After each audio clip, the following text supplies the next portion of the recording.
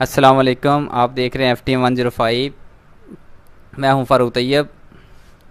آج میرے ساتھ موجود ہیں ابو ہریرہ شریعہ کالج لاہور کے لیکچرار اور مذہبی اسکالر محترم طلحہ افضل عارفی صاحب۔ حافظ قرآن بھی ہیں ماشاءاللہ، مذہبی اسکالر بھی ہیں اور کالج کے لیکچرار بھی ہیں۔ اور آج جو ہمارا ٹاپک ہے وہ ایک مین ٹاپک نہیں ہے، اس میں کافی ساری باتیں ہیں، لوگوں کے کمنٹ آئے تھے، سوال آئے تھے، ان کا جواب دینے کے لیے آپ کے سامنے ان کو انوائٹ کیا ہے، تو انشاءاللہ بہت اچھے جواب دیں گے۔ وہ کچھ سوال یہ ہیں کہ معاشرے میں پائی جانے والے توہمات اور بدشگونی کے بارے میں مثال، اس میں کچھ مثالیں دے کے آپ کے سامنے رکھتا ہوں کہ رزق اللہ تعالیٰ تنگ کر دیتا ہے کہ گھر میں جھاڑو دو، شام ٹائم کا جھاڑو کھڑا نہیں کرنا، اور گھر میں بیٹی کی شادی کرو تالا نہیں دینا، اس کا رزق کو تالے لگ جائیں گے۔ اس طرح کے مختلف قسم کے ہیں کہ جو لوگ اس پہ یقین کرتے ہیں اور اس طرح کے کام کرتے بہت ڈرتے ہیں۔ اس بارے میں انشاءاللہ بات کریں گے محترم طلحہ افضل عارفی صاحب، جن کا تعلق ہے عارف والا سے، اور لیکچرار ہیں یہ ابو ہریرہ شریعہ کالج لاہور کے۔ جی السلام علیکم۔ وعلیکم السلام ورحمۃ اللہ۔ سر، جو میں نے آپ کے سامنے کچھ باتیں رکھی ہیں اس پہ آج بات کرنی ہے۔ پہلے ابتدائی ان کے بارے میں کوئی تبصرہ کریں، پھر آگے جو میرے ذہن میں سوال آئیں گے، جو میرے کے پاس نوٹ ہیں وہ آپ سے کرتا رہوں گا۔ جی نحمدہ و نصلی علی رسولہ الکریم، اما بعد۔ سب سے پہلے تو میں FTM105 کا شکر گزار ہوں، شکریہ ادا کرتا ہوں کہ انہوں نے اس بہترین ٹاپک پہ بات کرنے کے لیے مجھے انوائٹ کیا، اور اللہ تعالیٰ سے دعا بھی کرتا ہوں کہ اللہ تعالیٰ آپ کے اس چینل کو مزید ترقی عطا فرمائے۔ جو آپ نے سوال رکھے ہیں کہ شام کے وقت جھاڑو دینا یا بیٹی کو جہیز میں کوئی تالا وغیرہ دینا، اس سے رزق میں کمی آتی ہے، یا اس طرح کے جو توہمات ہیں، جی تو بہت ساری ایسی چیزیں ہیں جن کا تعلق رزق کے ساتھ لوگ جوڑ دیتے ہیں۔ اور آپ نے یہ بھی دیکھا ہوگا، اس کے ساتھ ہی ایک اور بات ہم ایڈ کرتے ہیں کہ کوئی میسیج آتا ہے، وہ کہتے ہیں جی اتنے لوگوں کو دیں، آپ کو کوئی خوشی ملے گی، یا پھر آپ کو جو اگر آپ نے یہ آگے فارورڈ نہ کیا تو اس سے آپ پہ کوئی پریشانی آ جائے گی، یا رزق میں تنگی ہو جائے گی، یا مال میں کوئی نقصان ہوگا۔ تو ان تمام باتوں کے لیے آپ اپنا عقیدے کے طور پہ اس بات کو سنیں اور سمجھیں کہ اللہ تعالیٰ نے قرآن مجید میں ارشاد فرمایا، ان اللہ یبسط الرزق لمن یشاء ویقدر، اللہ یبسط الرزق لمن یشاء من عبادہ ویقدر، کہ اللہ تعالیٰ وہی چاہتا ہے جس کا رزق تنگ کر دیتا ہے، اور جس کے لیے چاہتا ہے اس کا رزق کشادہ کر دیتا ہے۔ اب اس کے اسباب کیا ہیں؟ کتاب و سنت میں اسباب موجود ہیں رزق میں بڑھوتی کے اور کم ہونے کے بھی۔ مثال کے طور پہ تقوی اختیار کرنا، صلہ رحمی کرنا، استغفار کرنا، یہ ایسے اسباب ہیں جن کی وجہ سے بندے کا رزق بڑھتا ہے۔ اور پھر گناہوں میں، معصیتوں میں پڑ جانا اور اللہ کی نافرمانیاں کرنا، ظاہراً یہ بات سمجھ آتی ہے کہ ان سے بھی جو ہے نا وہ رزق کے اندر کمی ہوتی ہے، اللہ کی ناراضگی کا یہ سبب ہے۔ لیکن یہ جو باتیں ہمارے معاشرے کے اندر معروف ہیں، ان باتوں کی اصل حقیقت کوئی نہیں ہے۔ ان کو کہتے ہیں کہ یہ توہمات ہیں، ہمارے ذہنوں کے اندر اوہام ہے کہ اگر ہم نے ایسا کیا تو ایسا ہو جائے گا، اگر ہم نے یہ کام کیا تو یہ ہو جائے گا۔ اس کی پیچھے کوئی حقیقت اور اصل نہیں ہے۔ رسول اللہ صلی اللہ علیہ وسلم سے اس بات کا ثبوت نہیں ہے، صحابہ کرام سے نہیں ہے، قرآن سے اس کا تعلق نہیں ہے۔ یہ لوگوں کی جاہلوں والی باتیں، جاہلیت کی باتیں لوگوں کے ذہنوں کے اندر پختہ ہو چکی ہیں کہ بھئی شام کے وقت جھاڑو نہیں دینا، اس سے رزق میں کمی ہوتی ہے، یا پھر کوئی آپ نے اور کام کیا اس سے رزق میں کمی ہوگی کہ تیل گر جائے یا دودھ کا گرنا، اس کو لوگ جو ہے وہ اچھا نہیں، منحوس سمجھتے ہیں، اور اس سے پھر رزق میں کمی بھی سمجھتے ہیں۔ تو یہ تمام تر چیزیں جو ہیں ان کو عربی کے اندر الطیارہ کہا جاتا ہے۔ رسول اللہ صلی اللہ علیہ وسلم نے اس کی نفی کی ہے۔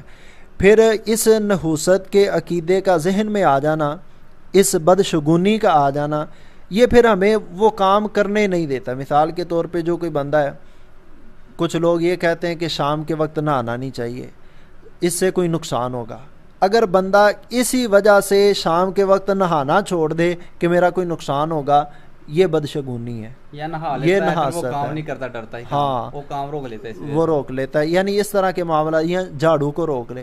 رسول اللہ نے جو ہمیں تعلیم دی ہے وہ یہ ہے کہ یہ توہمات, بدشگونیاں جو ہیں یہ ہمیں کسی کام سے روکے نا, بلکہ رسول اللہ صلی اللہ علیہ وسلم نے ہمیں کیا عقیدہ بتلایا کہ اس طرح کے تمام تر جو اعمال ہے, جب بندے نے کوئی کام کرنا ہو نا تو اللہ سے پھر دعا کرے, اللہم لا یأتی بالحسنات الا انت ولا يدفع السیئات الا انت. مجھے یاد ہے استخارہ سے بہتر کوئی کام نہیں ہو سکتا اس معاملے میں. ہاں, استخارہ جو ہوتا ہے وہ اس کا بھی ہمارے معاشرے میں جو ہے نا وہ بہت عجیب سے اس کو رنگ دیا ہوا ہے اور عجیب طریقے سے لوگ بیان کرتے ہیں. اب استخارے کے لفظ پہ غور کیا جائے تو معنی اس کا سمجھ آتا ہے خیر طلب کرنا.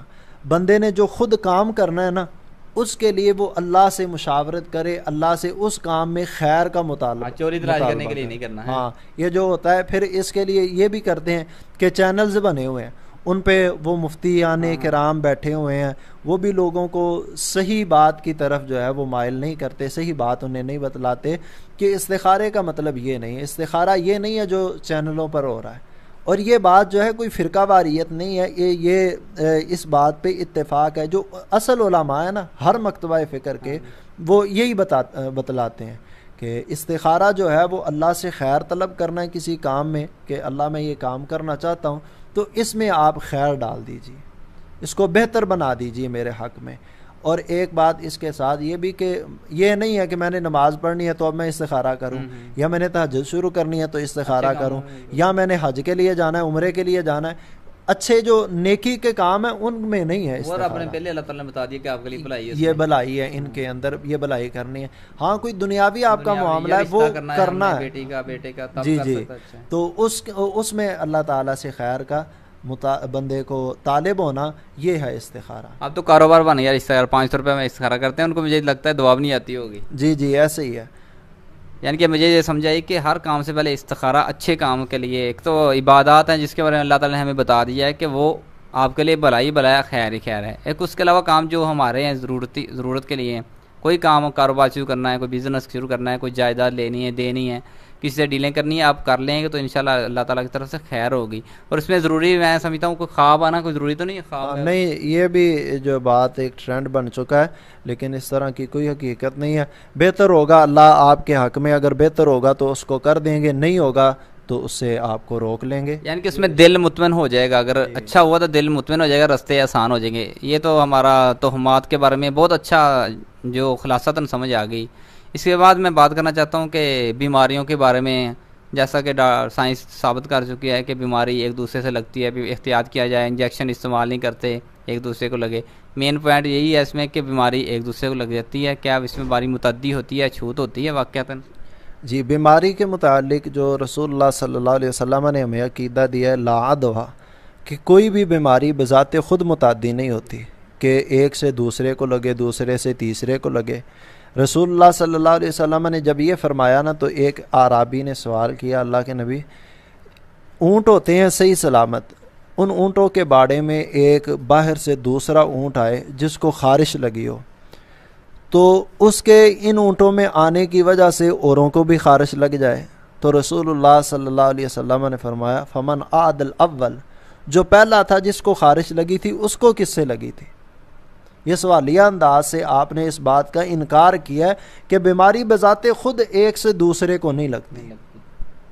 بیماری کے متعلق یہ ہمارا عقیدہ ہونا چاہیے کہ بیماری کو نازل کرنے والا بھی اللہ ہے, اور اللہ کی منشا سے ہی کسی کو بیماری لگتی ہے, پھر اللہ ہی اس بیماری کی شفا بھی دیتا ہے. بہت حدیث پاک میں آتا ہے کہ میں حوالہ تو مجھے یعنی آپ سمجھتے ہوں گے کہ بیماری سے اس طرح بھاگو جیسے شیر سے بھاگتے ہو, یعنی کہ خطرناک چیز سے بھاگتے ہو. جی, وہ کوڑ کے متعلق ہے. تو اس حدیث کو اس کے ساتھ اگر ملایا جائے تو دو مفہوم بن سکتے ہیں. ایک جو پہلے میں نے بتلا دیا ہے کہ اس کا مطلب یہ ہے کہ بیماری بذات خود متعدی نہیں ہوتی, لیکن وہ جو بیمار ہے اس سے میل جول, اس کے ساتھ زیادہ تعلقات جو ہیں اس کی بنا پر یہ کام ہوتا ہے. اور دوسری بات یہ ہے کہ چند بیماری ہیں، مثال کے طور پہ یہ کوڑ ہے نا، کوڑ، اس بیماری کے متعلق آ گیا، رسول اللہ نے الگ سے وضاحت کر دیا کہ اس سے بھاگو، تو اس سے بچنا چاہیے، اس سے پرہیز کرنا چاہیے۔ یہ دونوں مفہوم جو ہیں وہ اس سے سمجھے جا سکتے ہیں۔ یعنی کہ ذاتی طور پر بیماری ناظرین جو میں سمجھا ہوں کہ خود متعدی نہیں ہوتی، نہیں لگتی، لیکن اللہ کی طرف سے ہوتی ہے، لیکن احتیاط ہمارا حق احتیاط کر لینا چاہیے۔ یہ سائنس کہتی ہے، بالکل ٹھیک کہتی ہے کہ انجیکشن نہیں استعمال کرنا چاہیے، برتنوں میں احتیاط دھو کے استعمال کرنے چاہیے۔ اور دراصل یہ میں سمجھتا ہوں ایک اس میں یہ بات بھی ہے کہ کچھ لوگ صاف صفائی کا خیال نہیں کرتے، ان کی صفائی صاف رہنے کی وجہ سے، پلیدگی کی وجہ سے، گندگی کی وجہ سے دوسرے کو بیماری لگ جاتی ہے، نام لگ جاتا ہے بیماری کا۔ تو یہ بھی بات ہو سکتی ہے ویسے میں سمجھتا ہوں۔ جی، اصل میں یہی عقیدہ ہمیں دیا گیا، اور اس کے ساتھ ساتھ یہ احتیاط ہے، صفائی وغیرہ جو ہے اس کے متعلق تو رسول اللہ صلی اللہ علیہ وسلم نے فرمایا الطہور شطر الایمان، یہ شطر کا دو معنی کیے جاتے، ایک تو ایمان کا حصہ ہے اور ایک یہ کہ یہ نصف ایمان ہے، آدھا ایمان ہے۔ صفائی بیماری کا ذریعہ تو بن ہی سکتی ہے نا، ہاں، بیماری سے بچنے کا ذریعہ صفائی بن سکتی ہے، صفائی نہ کرنا، ہاں صفائی نہ کرنا، گندگی جو ہے اس سے پھر بیماریاں پھیلتی ہیں۔ بیماری گندگی کی وجہ سے لگتی ہے، نام لگتا ہے دوسرے کا کہ اس کی وجہ سے بیماری لگی ہے۔ تو اس کے بعد میں فعال کے بارے میں بات کرنا چاہتا ہوں کہ فعال لینا، میں کوئی کام کرنا چاہتا ہوں، اسے کرنے سے پہلے میں کروں گا، ٹاسک کروں گا کہ یہ اگر یہ نمبر آیا تو میں یہ کام کروں گا، نہ آیا تو نہیں کروں گا۔ اس کے بارے میں آپ وضاحت کیجیے۔ جی، اچھی فعال لینا جو ہے وہ درست ہے، رسول اللہ صلی اللہ علیہ وسلم سے بھی اس کا جو ہے وہ جواز ملتا ہے۔ صحیح مسلم وغیرہ کی احادیث جن کے اندر رسول اللہ صلی اللہ علیہ وسلم نے اس بات کی وضاحت کی، لا عدوى ولا طیرۃ ولا سفر ولا حامہ ولا غولا، ان میں پھر آگے الفاظ یہ ہیں کہ اچھی فعال جو ہے وہ لی جا سکتی ہے، اس کے اندر اجازت ہے۔ مثال کے طور پہ بندے نے کوئی کام کرنا ہے، گھر سے باہر نکلا ہے کسی کام کے لیے، جاتے ہی اس نکلا ایک خاص مقصد کے لیے، ایک کام کے لیے، جاتے ہی ایکسیڈنٹ ہو گیا، وہ پھر بندہ وہ کام کے لیے نہیں نکلتا، وہ کہتا ہے کہ شاید یہ کام جو ہے یہ اچھا نہیں تھا، تو اس کے اچھی فعال لینا جو ہے وہ درست ہے۔ یا مثال کے طور پہ کسی بندے نے کوئی کام کرنا چاہا ہے تو آسمان سے بارش ہو گئی ہے، تو اس طرح کے معاملات، یعنی کوئی نیک امر جو ہے وہ اس کے لیے اچھی فعال لینا وہ جائز ہے، درست ہے۔ یعنی کہ ایک نقصان ہو جاتا ہے، اس کو بنیاد بنا کر وہ کام نہیں چھوڑنا چاہیے۔ جیسے ہوتا ہے کئی دفعہ دیکھا گیا کہ کسی نے وہ سبزی کھائی، اسی وجہ سے اس کو ہاضمہ خراب ہو گیا، پیٹ خراب ہو گیا، اس زندگی پوری سبزی نہیں کھاتا، اس کی سوچ یہ بن جاتی ہے کہ یہ سبزی میرے لیے بلکہ سب کے لیے نقصان دہ ہے۔ یہ ساتھ فائل میں اسے ہوتا ہے کہ ایک کام نہیں ہوا اس سے، تو اس نے سوچا یہ کام میں کر ہی نہیں سکتا، اس کو بنیاد نہیں بنانا چاہیے۔ ہاں، اس کو بنیاد نہیں بنانا چاہیے، وہی بات ہے نا، اچھی فعال جو ہے وہ لے لینی چاہیے، اس میں کوئی حرج نہیں ہے، مذاکرہ نہیں ہے۔ آگے اگلا سوال جو ہے کہ عورتوں کو اللہ حاملہ کرنے کے بعد بچہ یا بچی دیتے ہیں، اللہ تعالیٰ کی طرف سے رحمت آتی ہے، تو 40 دن کی جو لمٹ رکھے گی اس کی شرعی حیثیت کیا ہے؟ جی، شرعاً بھی 40 دن جو ہیں وہ زائد سے زائد ہے۔ جس عورت کو اللہ بچی یا بچہ عطا فرمائے تو اس کے ان دنوں کو ہمارے ہاں صلہ کہتے ہیں، اور عربی کے اندر نفاس، وہ نفاس والے دن، اور جس عورت کو یہ لاحق ہو اس کو نفاس والی عورت کہا جاتا ہے۔ تو ایسی عورت کے لیے شرعاً کچھ پابندیاں ہیں، اور اس کا جو یہ دن ہے آپ نے سوال کیا ہے کہ 40 دن یہ زیادہ سے زیادہ ہیں، کہ زیادہ سے زیادہ نفاس جو ہے وہ 40 دن رہتا ہے، 40 دن سے زائد نہیں رہتا۔ اب ہم دیکھیں گے کہ 40 دن سے پہلے بھی ختم ہو سکتا ہے، بعد میں بھی جائے گا، تو اگر بعد میں جائے تو پھر اس کی شرعی حیثیت کیا ہے، اگر پہلے ختم ہو جائے تو پھر اس کی شرعی حیثیت کیا ہے؟ انس رضی اللہ تعالی عنہ کی حدیث ہے، وقت للنساء، رسول اللہ صلی اللہ علیہ وسلم نے عورتوں کے لیے وقت مقرر کیا ہے، جو نفاس والی عورتیں تھیں نا ان کے لیے، للنفساء، نفاس والی عورتوں کے لیے 40 یومن، 40 دن کا۔ ہاں، یہ حدیث پاک میں انس اور ام سلمہ رضی اللہ عنہما ان کے حدیث ہے کہ 40 دن جو ہیں وہ رسول اللہ نے مقرر کی ہے۔ دوسری انس رضی اللہ تعالیٰ عنہ کے حدیث میں یہ اضافہ ہے، الا ان ترى طہرا قبل ذالک، 40 دنوں سے پہلے اگر عورت کو طہارت مل جائے، یعنی خون وغیرہ بند ہو جائے، تو وہ سمجھتی ہے کہ اب خون بند ہو چکا ہے، تو پھر وہ کیا کرے گی؟ غسل کر کے نماز وغیرہ ادا کرے گی، اگر فرضی روزے چل رہے ہیں تو وہ بھی وہ رکھ سکتی ہے۔ مطلب ضروری اور اختیاری نہیں ہے، مجبوری ہے۔ 40 دن مجبوراً جی 40 دن جو ہے زیادہ سے زیادہ، کم سے کم نہیں ہے. کم سے کم یہ بھی ہیں جتنے دنوں بعد خون بند ہو گیا نفاس کا ان کے بعد وہ شروع کر دے. دوسری بات یہ کہ اگر 40 دن سے آگے چلا جائے تو پھر اس کے اندر امام ترمذی علیہ الرحمہ وہ فرماتے ہیں کہ 40 دن کے بعد عورت نماز نہیں چھوڑے گی، نماز پڑھے گی یعنی اپنا غسل وغیرہ کر کے. اور نفاس کا جو غسل ہے یہ بھی فرض ہے، یہ نفاس والی عورت نفاس کے بعد غسل کر کے اپنی عبادات جو ہے وہ شروع کرے گی. اور دوسرا ایک موقف یہ ہے کہ وہ عورت دیکھے کہ اگر اسے ہر نفاس پہ 40 دن سے زائد مثلاً 45 دن 50 دن ہر نفاس پہ یہ اتنے دن خون آتا ہے تو وہ اس کی عادت بن چکی ہے، تو پھر وہ اپنے وہ 40-50 دن جو ہیں جتنے دن اس کی عادت بن چکی ہے وہ پورا کرے گی. اگر ایک عورت جو ہے اس کی عادت نہیں ہے، کبھی ایسے ہوا ہے کہ 40 دن سے زائد وہ اسے خون آ رہا ہے، تو پھر وہ اپنے 40 دن کو نفاس والے شمار کرے گی. آگے جو ہے وہ پھر غسل وغیرہ کر کے اپنی نماز پڑھے گی، روزہ جو ہے وہ رکھے گی. اب جو نفاس والی عورت ہے اس پہ پابندیاں کیا کیا ہیں؟ ہمارے معاشرے میں کئی پابندیاں اس پہ لگائی جاتی ہیں. جو عورت نفاس والی ہو لوگ کہتے ہیں کہ بھئی اس کے ہاتھ کی پکی چیز کوئی نہیں کھانی، اس کو کسی چیز کے ساتھ جو ہے نا ہاتھ نہیں لگانے دینا، یا خامد وغیرہ یا کوئی بھی اس سے میل جول نہ رکھے، اس کے پاس بیٹھ کے کھائے پیے نہ، اس کی چارپائی پہ بھی بیٹھنے سے گریز کرتے ہیں. تو اس میں یہ ہے کہ اس سے عورت پلید نہیں ہو جاتی، کیونکہ نبی صلی اللہ علیہ وسلم کا فرمان ہے ان المؤمن لا ینجس، مومن پلید نہیں ہوتا. تو یہ ایک حالت اس پہ بنی ہے جس طرح جنابت والی حالت مرد کو بھی لاحق ہوتی ہے، تو اس کے لیے یہ نہیں ہے کہ وہ کسی چیز کو ہاتھ نہیں لگا سکتا، چھو نہیں سکتا. سیدہ عائشہ رضی اللہ تعالی عنہا کے بارے میں کہ رسول اللہ نے انہیں مسجد سے چٹائی پکڑنے کے لیے کہا، فرمانے لگی کہ میں حائضہ ہوں، تو رسول اللہ صلی اللہ علیہ وسلم نے فرمایا تمہارا جو حید ہے وہ تمہارے ہاتھ میں تو نہیں ہے نا. مطلب یہ ہے کہ باقی وہ تمام تر اپنے افعال جو ہے وہ سر انجام دے گی. آٹا گوندھ سکتی ہے، کھانا بنا سکتی ہے، اپنے بچوں کو بھی دے گی، پھر اپنے خاوند کے ساتھ بیٹھ کے کھا بھی سکتی ہے. اور اس کے ساتھ یہ نقطے والی بات، سمجھنے والی بات یہ ہے کہ اگر کسی کو اس طرح سمجھ نہ آئے تو عقلی دلیل جو ہے اس کے ساتھ وہ اس طرح سمجھے. اگر وہ پلید ہوتی تو یہ جو چاند سا ٹکڑا ایک چاند کا وہ آیا ہے، اس کا بیٹا ہے یا بیٹی ہے، خوبصورت سا بچہ ہے، وہ بچہ آپ اسی کے حوالے کر دیتے ہیں، وہ اسے چومتے بھی ہیں. بچہ وہ رہتا بھی ماں کے پاس ہے، اسی کی چارپائی پہ ہوتا ہے، ہر وقت اس کے پاس رہتا ہے، وہ فیڈ بھی کرواتی ہے، سارے معاملات.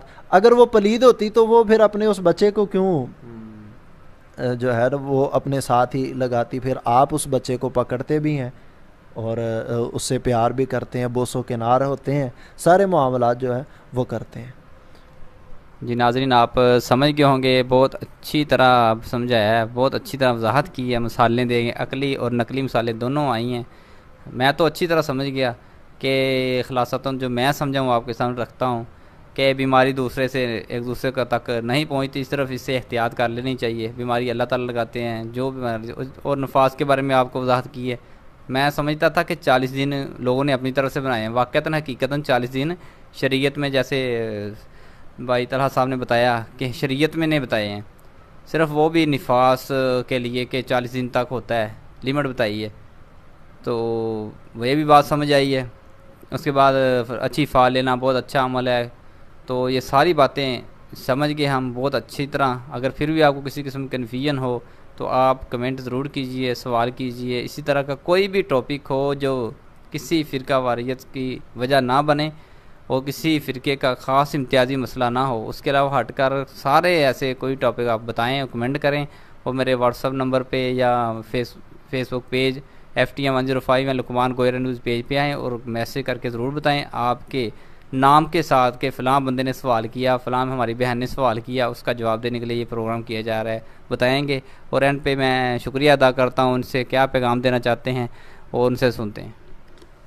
جی آخر میں خلاصتاً یہ بات آپ کے سامنے رکھتا ہوں کہ جس طرح ہم نے پہلے بات کی ہے کہ کوئی بیماری متعدی نہیں ہوتی اور بدشگونی جو ہے اس کی کوئی حیثیت نہیں ہے. اس کے ساتھ ساتھ رسول اللہ صلی اللہ علیہ وسلم نے یہ بھی فرمایا ولا سفارہ کہ سفر کا مہینہ منحوس نہیں ہوتا۔ عرب کے لوگ سمجھا کرتے تھے کہ یہ مہینہ منحوس ہے۔ رسول اللہ نے ہمیں عقیدہ یہ دیا کہ کوئی بھی مہینہ منحوس نہیں ہے، اس میں آپ نے کوئی بھی خیر اور بھلائی والا کام اس مہینے کی وجہ سے نہیں چھوڑنا۔ مثال کے طور پہ محرم اور سفر یہ جو ایام ہوتے ہیں، ان میں لوگ جو ہے وہ سوگ والا لباس بھی پہن لیتے ہیں اور پھر سوگ کو مناتے بھی ہیں۔ تو یہ جس طرح یہ بات معروف ہے کہ شہداء جو ہوتے ہیں ان کا سوگ نہیں منایا جاتا، اور سیدنا حسین رضی اللہ تعالیٰ عنہ ان کی نسبت سے محرم کے اندر یہ والے کام لوگ ان سے بچتے ہیں۔ تو ان کی محبت، ان کے ساتھ پیار کرنا وہ ہمارے ایمان کا حصہ ہے، اور رسول اللہ صلی اللہ علیہ وسلم نے ان کو اپنے دو پھول قرار دیا۔ رسول اللہ ان کو چوما بھی کرتے تھے اور سونگا بھی کرتے تھے، اور رسول اللہ صلی اللہ علیہ وسلم انہیں اپنے سینے سے لگاتے، اور پھر آپ نے ان کو اپنے بیٹے قرار دیا، اور پھر ان کے متعلق فرمایا کہ یہ دونوں بھائی حسن و حسین رضی اللہ عنہما یہ جنت کے نوجوانوں کے سردار ہوں گے۔ اللہ تعالیٰ نے اس گھرانے کو اتنی عظمت سے نوازا کہ والدہ وہ جنتی عورتوں کی سردار، اور دونوں بیٹے وہ جنتی شہزادوں کے سردار ہوں گے۔ ان سے محبت، ان سے پیار وہ ہمارے ایمان کا حصہ ہے، لیکن اس کا یہ مطلب نہیں ہے کہ ان کی وجہ اس مہینے کے اندر جو وہ واقعہ کربلا رونما ہوا وہ پیش آیا، اس کی وجہ سے پھر لوگ آخر تک وہ سوگ مناتے رہیں۔ ہمیں ان سے محبت ہے، رسول اللہ کے نواسے ہیں۔ اب رسول اللہ صلی اللہ علیہ وسلم کی تعلیم، جس تعلیم کو انہوں نے بھی آگے پہنچایا، وہ تعلیم یہی ہے کہ کسی مہینے کی وجہ سے یا کسی ایسے حادثے کی وجہ سے اس کو چھوڑ دینا، اس کے اندر ہر بھلائی اور خیر والا کام جو ہے اس کو چھوڑ دینا، اور اس میں اس امر کی وجہ سے اس مہینے کو ہی منحوس سمجھنا، یہ عقیدہ اس کی نفی ہے اللہ کے رسول صلی اللہ علیہ وسلم کی طرف سے۔ اور اس کے ساتھ ساتھ بیماری کے متعلق بات ہوئی ہے، اور اس میں ایک اور میں بات ایڈ کرنا چاہتا ہوں۔ لوگ الو کو منحوس سمجھتے ہیں کہ جس گھر میں بیٹھ جائے اس کو کہتے ہیں کہ یہ منحوس ہے۔ پھر کچھ لوگ ستاروں سے فال لیتے ہیں، اس کی بھی نفی کی ہے کتاب و سنت نے۔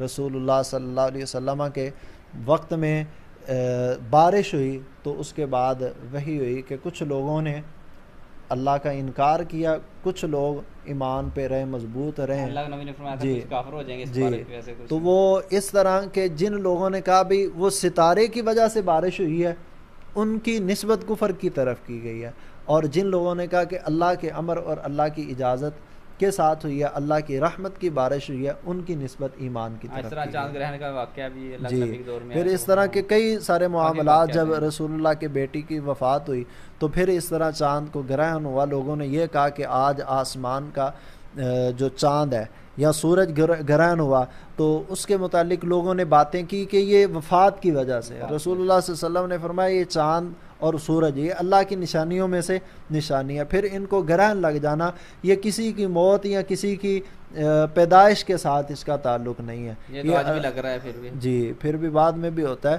تو یہ رسول اللہ نے اس عقیدے کی نفی کی ہے کہ یہ چیزیں یہ اللہ تعالیٰ کے امر سے، اللہ کی اذن اور اللہ کی اجازت سے ہوتی ہیں۔ جب اللہ چاہتا ہے لوگوں کو اپنی کوئی نشانی دکھلانا تو اللہ تعالیٰ اس کا ظہور فرماتے ہیں۔ ان کا تعلق کسی بندے کی وفات کے ساتھ یا کسی کی خوشی غمی کے ساتھ نہیں ہوتا۔ ٹھیک ہے ناظرین، باتیں سنی، پھر سے میں آپ سب کا اور اپنے اس مہمان محترم طلحہ افضل عارفی صاحب، لیکچرار پروفیسر ابو ہریرہ کالج لاہور کو ان کا بہت شکریہ ادا کرتا ہوں، جنہوں نے ہماری دعوت قبول کی، پہلی آواز پہ آئے اور جو باتیں کی ہیں امید ہے آپ کو پسند آئی ہوں گی، اور اگر پسند آئی ہیں تو ویڈیو کو لائک بھی کیجئے، شیئر کیجئے، ہمارا چینل جوائن کیجئے۔ انشاءاللہ آپ تک اپڈیٹ آتی رہے گی، اچھے پروگرام آپ تک پہنچتے رہیں گے۔ بہت شکریہ، اللہ حافظ۔